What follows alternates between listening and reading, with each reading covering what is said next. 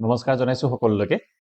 আজি 13 ফেব্ৰুৱাৰী মেট্ৰিকৰ সোশ্যাল সায়েন্সৰ পৰীক্ষা আছিল। আজি প্ৰশ্ন কেনেকুৱা আহিছে, মই যিখন প্ৰশ্ন পেপাৰ পাইছো সেইখন প্ৰশ্ন পেপাৰ হৈছে সিৰিজ বি সিৰিজৰ কোৱেশ্চন পেপাৰ মই পাইছো আৰু এই কোৱেশ্চন পেপাৰত থকা কোৱেশ্চনসমূহ বিশেষকৈ এমসিকিউ খিনি আমি ইয়াতে ডিসকাস কৰিম। এতিয়া ইয়াৰ আনসাৰ কিখিনি উলিয়াবলৈ চেষ্টা কৰিম। তোমালোকৰ স্কোৰ কিমান ওলাব ইয়াৰ পৰা তোমালোকে কাউন্টিং কৰি মোটামুটি অনুমান এটা লগাব পাৰিবা। ফাইনাল আনসাৰ কি বৰ্ডৰ ফালৰ পৰা উলিয়াব, গতিকে হেতু মতেহে একচুয়াল নাম্বাৰটো হ'ব। ইয়াত আনুমানিক এটা স্কোৰটো আমি ক্যালকুলেশন কৰি উলিয়াই ল'ব পাৰিম। প্ৰথম কোৱেশ্চনটো এটো মিলাবলৈ আহিছে, এটো ইয়াৰ কাৰেক্ট অপশনটো আছিলে অপশন নম্বৰ বি।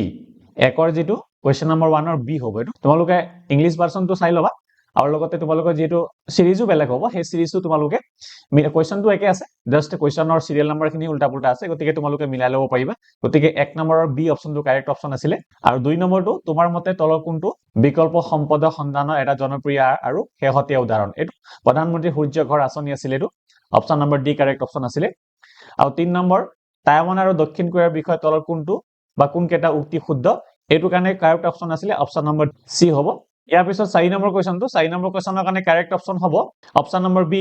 প্ৰকৃতিত থকা সামগ্ৰীবোৰ কাৰ্যকাৰিতা আৰু উপকাৰিতা সম্পৰ্কীয় গুণবোৰ মানুহৰ জ্ঞানৰ জৰিয়তে উদ্ঘাটন কৰা হয় আৰু মানুহৰ জ্ঞানৰ পৰিসৰ বৃদ্ধিৰ লগে লগে নতুন নতুন সম্পদৰো সৃষ্টি হৈছে আৰু ব্যৱহাৰ হৈছে। এটো দুইটা স্টেটমেন্ট শুদ্ধ আছিলে। এটো অপশন বি টু কাৰেক্ট অপশন হ'ব। এটো 5 নম্বৰ কোৱেশ্চনটো আছিলে 5 নম্বৰ কোৱেশ্চন তলৰ কোন কেটা উক্তি শুদ্ধ, এটো কাৰেক্ট অপশন হ'ব অপশন নম্বৰ বি।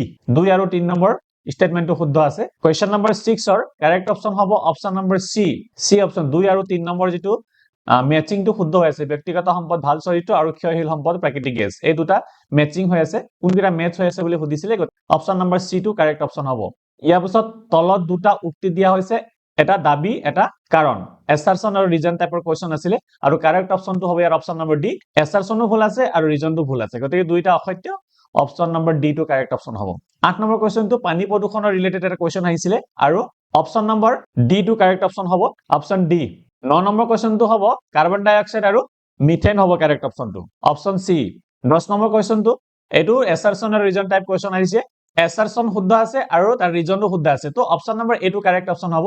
তলত 5খন মহাদেশৰ মৰুকৰণৰ দ্বাৰা আক্ৰান্ত ঠাইৰ শতাংশ উল্লেখ কৰা হৈছে, ক্ৰমটো বাছি উলিয়াব লাগে। তো এটো 11 নম্বৰ কোৱেশ্চনৰ কাৰণে অপশন নম্বৰ সি টু কাৰেক্ট অপশন আছে, ইয়াত অপশন সি।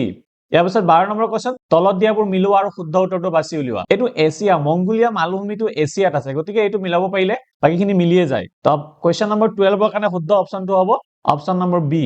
কোৱেশ্চন নম্বৰ 13 এটো কন্টিনেন্ট, কান্ট্ৰি আৰু ক্যাপিটেল, মহাদেশ দেশ আৰু ৰাজধানীৰ বিষয়ে সুধিছিলে প্ৰশ্নটো আৰু ইয়াৰ কাৰেক্ট অপশনটো এটো অচিয়ানা, অষ্ট্ৰেলিয়া আৰু অষ্ট্ৰেলিয়াৰ ৰাজধানী হৈছে কেনবেৰা, এটো শুদ্ধ অপশনটো অপশন নম্বৰ এ। ইয়াতে মিলি আছে, বাকিখিনি নিমিলে, গতিকে option A two correct option আছিলে 13 নম্বৰটো। কোৱেশ্চন নম্বৰ 14 এটো ইণ্ডিয়ান অceanৰ ৰিলেটেড এটা কোৱেশ্চন আছিলে, তো ইয়াৰ কাৰেক্ট অপশনটো এ হ'ব, অনলি ইন 1 and 2 কাৰেক্ট। ইয়াৰ পিছত question number 15 flood problem in the Brahmaputra valley is an example of regional environmental problem, option C correct option হ'ব। এটো কোৱেশ্চন নম্বৰ 16 ৰ কাৰণে কাৰেক্ট অপশনটো আছিলে অপশন নম্বৰ বি আৰু কোৱেশ্চন নম্বৰ 17 ৰ কাৰণে কাৰেক্ট অপশন আছিলে option number B. Question number 18 ৰ কাৰণে কাৰেক্ট অপশন আছিলে বি। এটো ট্ৰান্সপোৰ্ট সিস্টেম, অসমৰ ট্ৰান্সপোৰ্ট সিস্টেমৰ বিষয়ে এটা প্ৰশ্ন আহিছিলে, তো অপশন বি টু কাৰেক্ট অপশন আছিলে ইয়াৰ কাৰণে। এটো ইণ্ডিয়া এখন সোশ্যালিষ্ট ষ্টেট কিয় হয়, তেনেকুৱা টাইপৰ এটা কোৱেশ্চন আহিছিলে। কোৱেশ্চন নম্বৰ 19 হেতু হ'ব অপশন নম্বৰ এ টু কাৰেক্ট অপশন হ'ব, এত আছে 1 and 2 অনলি। কোৱেশ্চন নম্বৰ 20 কাৰণে কাৰেক্ট অপশনটো আছিলে অপশন নম্বৰ এ, এটো 20 কাৰণে option A two correct option আছিলে। 21ত ৰাষ্ট্ৰসংঘ ৰিলেটেড এটা কোৱেশ্চন আহিছিলে, option number C correct option হ'ব। এটো আৰু এটা ৰাষ্ট্ৰসংঘ ৰিলেটেড কোৱেশ্চন আহিছিলে কোৱেশ্চন নম্বৰ 12ত, এটো WHO, অপশন সি টু কাৰেক্ট অপশন আছিলে। এটো আৰু কোৱেশ্চন নম্বৰ 23 এটো হেডকোৱাৰ্টাৰ ৰিলেটেড কোৱেশ্চন আহিছে, এটো নেটৰ বুষ্টেলছ, এটো কাৰেক্ট হৈ আছে, সো অপশন নম্বৰ এ টু কাৰেক্ট অপশন হ'ব। 24ত আহিছে এটো চেকৰ ৰিলেটেড প্ৰশ্ন আহিছিলে, এটো আৰু কাৰেক্ট অপশনটো হ'ব অপশন নম্বৰ এ। 24ৰ এ অপশনটো কাৰেক্ট অপশন আছে। এটো কোৱেশ্চন নম্বৰ 25ৰ কাৰেক্ট অপশনটো হ'ব অপশন নম্বৰ ডি। 26ৰ কাৰেক্ট অপশনটো হ'ব অপশন নম্বৰ সি, ৰিজাৰ্ভ বেংকে কাগজী মুদ্ৰা ছপা কৰে। 27ৰ কাৰণে কাৰেক্ট অপশনটো হ'ব অপশন নম্বৰ বি।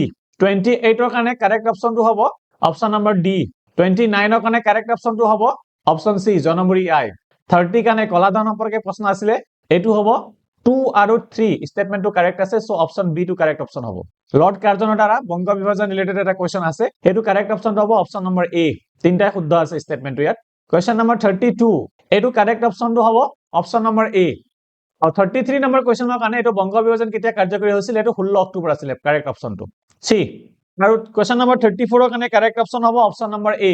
35ৰ কাৰণে Question number 35 ৰ কাৰণে correct option টো আছিলে option number C. Question number 36 ৰ কাৰণে correct option টো হ'ব option number A হ'ব। Question number 36 ৰ কাৰণে correct option টো হ'ব option number A. 37 ৰ কাৰণে correct option টো হ'ব D, option number D. 38 ৰ কাৰণে correct option টো হ'ব option number C. 39 ৰ কাৰণে correct option টো হ'ব অৰ্থনৈতিক শোষণ, option number C. 40 কাৰণে correct option টো হ'ব এইটো ভাৰত ত্যাগ আন্দোলন, কৰিম কিংবা নমৰিম, এইটো মহাত্মা গান্ধীৰ শ্লোগানটো দিছিলে ভাৰত ত্যাগ আন্দোলনৰ সময়ত। Question number 41 ৰ কাৰণে option number B টো correct option আছিলে। 42 ৰ কাৰণে correct option টো হ'ব option number A. 43 কাৰণে correct option টো হ'ব option number A. 44 ৰ কাৰণে correct option টো হ'ব option number B. 45 ৰ কাৰণে correct option টো হ'ব option number B, Assam Association 1903 চন। গতিকে এইকেইটা question আহিছিলে। যদি সমূহীয়াকে কথাটো কওঁ তেতিয়াহ'লে ইমান ইজি প্ৰশ্নটো নাছিলে, কিন্তু টাফ আছিলে। বহুতখিনি লেন্দি টাইপৰ প্ৰশ্ন দিছে, বহুত মিলাবলগীয়া হৈছে। মেচ দ্য ফলোইং বা এছাৰচন ৰিজন টাইপ কুৱেশ্যন বহুত আহিছে। লেন্দি আছিলে, সময় যথেষ্ট টাইম কনজিউমিং কুৱেশ্যন আহিছিলে। তো তোমালোকৰ স্কোৰ কিমান কি হ'ব কমেন্ট সেকশনত জনাবা। আৰু এটা দীঘল কুৱেশ্যন এটা আহিছিলে, তোমালোকে ইয়াতে কৈ দিওঁ। স্ক্ৰিপ্ট টিপত তোমালোকৰ এটা কুৱেশ্যন আহিছিলে, এইটো 15.96 হ'ব ইয়াৰ পাৰ্চেন্টেজটো, গ্ৰোথ পাৰ্চেন্টেজটো 15.96 হ'ব। ঠিক আছে, তোমালোকৰ ভালে হৈছে বুলি আশা কৰিছো। নেক্সট ইংলিছ আছে, ইংলিছৰ কাৰণে তোমালোকক মই স্পেচিয়েলি ভিডিঅ' বনাম কমন কুৱেশ্যনবোৰ দি পেলাই। গতিকে চেনেলটো ছাবস্ক্ৰাইব কৰি থবা। মই আজি নহ'লে কাইলৈ সেই ভিডিঅ'টো ধুনীয়াকৈ পাব্লিছ কৰি দিম। মই 4খনমান মডেল কুৱেশ্যন পেপাৰ মোৰ লগত আছে, সেইখিনি সলভ কৰি তোমালোকক মই দেখুৱাই দিম।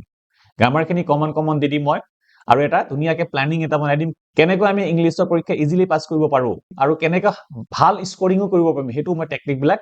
গতিকে চেনেলটো ছাবস্ক্ৰাইব কৰি থবা। পুনৰ লগ পাম ইংলিছৰ ভিডিঅ'ত। এইটো টেনশ্যন লৈ নাথাকিবা, যি হ'ল তোমালোকে ভাবি থাকিলে বা টেনশ্যন লৈ থাকিলেতো একো নহয়। গতিকে নেক্সট পৰীক্ষাটো ভাল কৰিবলৈ চেষ্টা কৰিব লাগিব।